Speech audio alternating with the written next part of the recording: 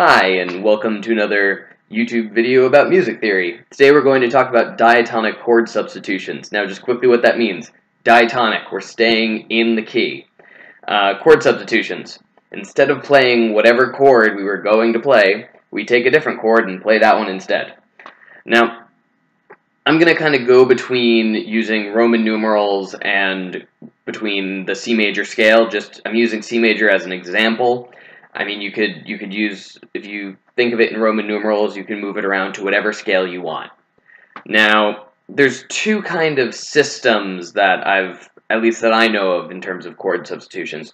There's the American system and the German system. I have no idea if there's any validity, really, to calling them that, but I've seen it on the internet, so it must be true, just like I'm telling you on the internet, so you know it's true. Isn't that great? Now, I'm more familiar with the American system, so we'll start with that one.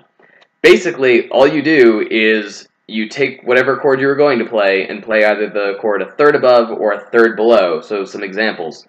C major gets replaced by E minor or A minor. D minor gets replaced by F major or B diminished. E minor gets replaced by either G major or C major, and so on and so forth. There's really not much more to it than that. The German system is a little more complicated because it just divides the chords into three different classes. It's either a tonic, a dominant, or a predominant. Now, things that fall under the category of tonic are obviously your one chord, but it's also the 3 and the 6. So that substitution for the one chord remains the same as the American system. The other ones are different. Now, dominants, you have either the 5, obviously, but you also have the 7. And that leaves for predominant just 2s and 4s, and that's it.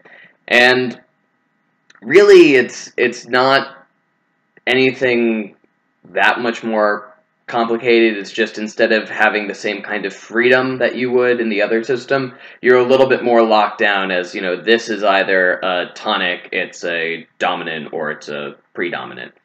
Which means that, you know, if you're playing an E minor, you could play an A minor instead, as opposed to, so there are some different freedoms and restrictions that it gives. It's really just about whatever, once again, whatever sounds right is right. So if you substitute a chord in there and it doesn't make any sense, like let's say you're playing a C chord and you substitute the D minor and it works, well then it works and doesn't need to be any more complicated than that. But these are just kind of the two schools of thought that can get you started as you try to experiment with, well, what if I don't go to the tonic here? What if I don't play an E minor chord here? It's just something to play around with when you're looking at your compositions. If you're getting bored with one chord progression, or you know you want to do something with this chord progression that's slightly different, but you're not looking to go into any type of crazy chromaticism. But anyway, that's really the two systems of chord substitutions, at least as far as I know. There might be more. If you know of more, please let me know in the comments. I mean, obviously we're going to get into jazz substitutions much later, so this is strictly for diatonic stuff. But anyway, hope you're having a great day, and hope you come back to the channel soon. Alright, bye-bye.